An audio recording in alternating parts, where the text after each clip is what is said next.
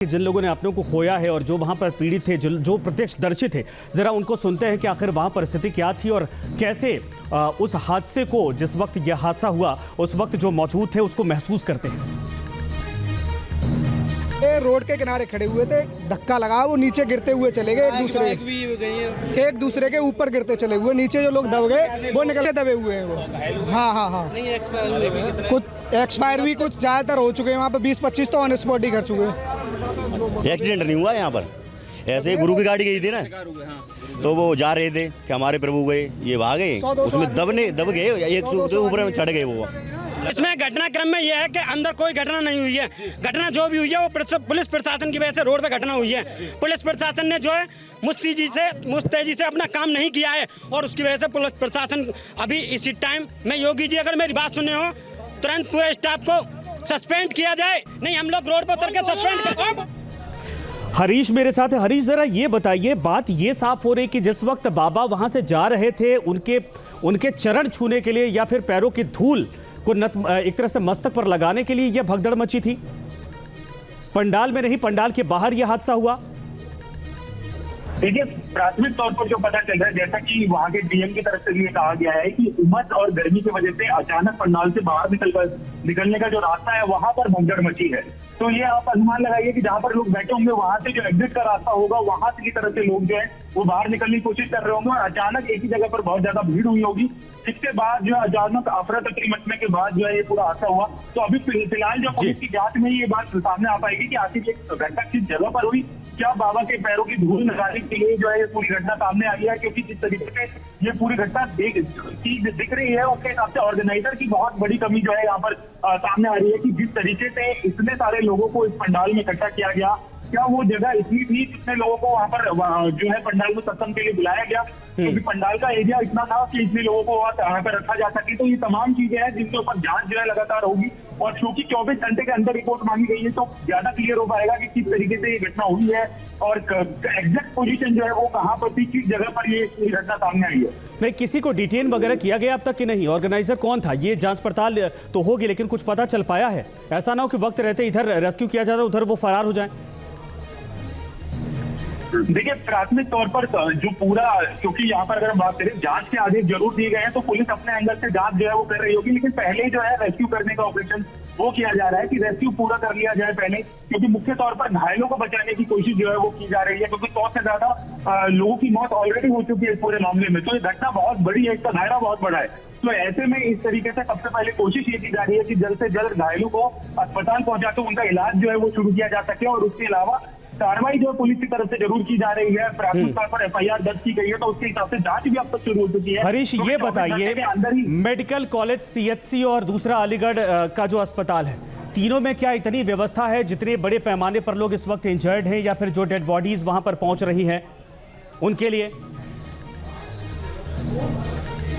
जी देखिए, बिल्कुल ये सबसे बड़ा सवाल यही होता है कि किसी भी, और वो भी डिस्ट्रिक्ट अस्पताल की अगर हम बात करें उसमें कितने बेड्स की फैसिलिटी है, ये तमाम चीजें होती हैं। अगर हम एटा की बात करें तो वहाँ पर जिस तरीके से हम कंडीशन देख रहे थे कि 27 मौतें एटा पर जो है वो दर्ज की गई थी, जिसके बाद वहाँ के अस्पताल में भी इतनी कैपेसिटी नहीं है, जिसके बाद वापस डिस्ट्रिक्ट सेंटर जो है वो लेकर आया जा रहा था। इसके बाद एक टीम जो है वो अलीगढ़ पहुंची है। अलीगढ़ के डिस्ट्रिक्ट हॉस्पिटल में जो है तमाम चीजों पर ध्यान रखा जा रहा है कि कितने बेड है और कितने पेशेंट को यहाँ पर शिफ्ट किया जा सकता है।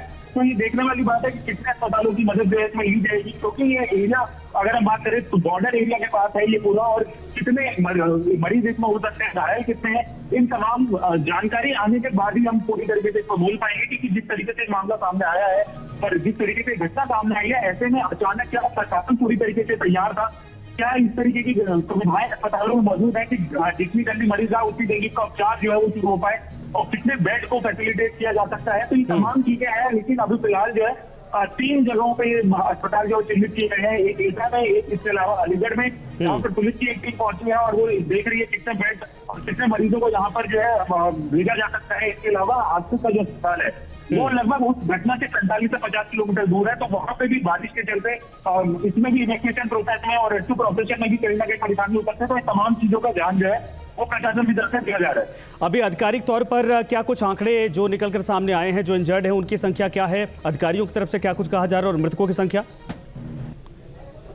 देखिए, अगर साफ तौर पर बात करें तो अधिकारियों से जब भी ये सवाल पूछा जा रहा है, अधिकारियों का कहना है कि जांच के बाद पता चल सकेगा कि एग्जैक्ट नंबर क्या है। लेकिन अगर हम बात करें, जो डीएम हाथरस की तरफ से ये कहा गया है कि जो हाथरस अस्पताल है वहां पर लगभग 50 से 60 डेड बॉडीज जो है वो पहुंची है। इसके अलावा एटा में लगभग 27 डेड बॉडी जो है वो पहुंची है। तो अगर हम बात करें तो 1-2 घंटे पहले की ये बात जो है वो सामने थी, तो ऐसे में हम अनुमान लगा सकते हैं 100 से ऊपर मृतक जो है वो हो सकते हैं इसमें। इसके अलावा घायलों की संख्या जो है कहीं ज्यादा हो सकती है, क्योंकि इस तरह के सत्संग में बहुत ही लोगों का हुजूम जो है वो पहुंचता है। और हम बात करें कि जमीनी तौर पर जो नारायण साकार हेरिटेज उनके जो फॉलोअर है वो बहुत ज्यादा है, तो ऐसे अनुमान लगाया जा रहा है कि वहाँ पर जो लोग हैं वो बहुत ज्यादा होंगे। तो इसके अभी फिलहाल प्रशासन की तरफ से भी जारी नहीं किया गया है। जो अभी जो टोटल नंबर है लगभग 100 से ऊपर की मौत पूरे मामले में अब तक हो चुकी है। जी बिल्कुल, और बहरहाल लगातार आप हमारे साथ बने रहिए। लेकिन तस्वीरें आपके सामने, मुख्यमंत्री कल पहुंचेंगे, लेकिन बताया जा रहा है कि डीजीपी और मुख्य सचिव को फिलहाल रवाना कर दिया और कुछ देर में अधिकारी दोनों वहां पर पहुंच जाएंगे। लेकिन सबसे बड़ी चुनौती ये है कि मेडिकल कॉलेज में भी जो बेड हैं वो फुल होने के बाद बताया जा रहा है कि जो अलीगढ़ का अस्पताल है वहाँ पर भी रिजर्व कर दिया गया, वहाँ पर अलर्ट कर दिया गया है। और जो CSC है वहाँ पर भी इस वक्त डेड बॉडीज रखवाई गई हैं। तस्वीरें वो भी वहाँ से लगातार आई हैं जो हम आपको दिखाएंगे कि आखिर वहाँ पर अस्पताल में व्यवस्था कैसी और कैसे ट्रीटमेंट शुरू किया गया। लेकिन फौरी तौर पर सबसे पहले प्राथमिकता यही है, चूंकि 4-5 घंटे हादसे को हो चुके हैं, लगभग 2 बजे के आसपास का ये हादसा और 7 बजने इस वक्त जा रहा है। ऐसे में 4-5 घंटे लगातार रेस्क्यू अभी चलाया जा रहा है और अभी भी वहाँ से लोगों को निकाल करके अस्पताल पहुँचाने की कोशिश की जा रही है। बताया जा रहा है कि जो लोग घायल हैं उनमें भी कई की हालत इस वक्त गंभीर बताई जा रही है, सीरियस कंडीशन में वो हैं। और सबसे पहली प्राथमिकता यही है कि लोगों की जिंदगी बचाई जा सके, जो लोग इस वक्त घायल हैं और जो जिंदगी और मौत के बीच में जूझ रहे हैं। लेकिन बड़ी दुखद खबर इस वक्त आ रही है। हरीश लगातार हमारे साथ बने हैं। हरीश, अपडेट अभी कुछ और इस वक्त है, अंधेरा चूंकि होता जा रहा है, रेस्क्यू में भी दिक्कत हो रही है या फिर क्या कैसे किया जा रहा है, जरा ये बताइए।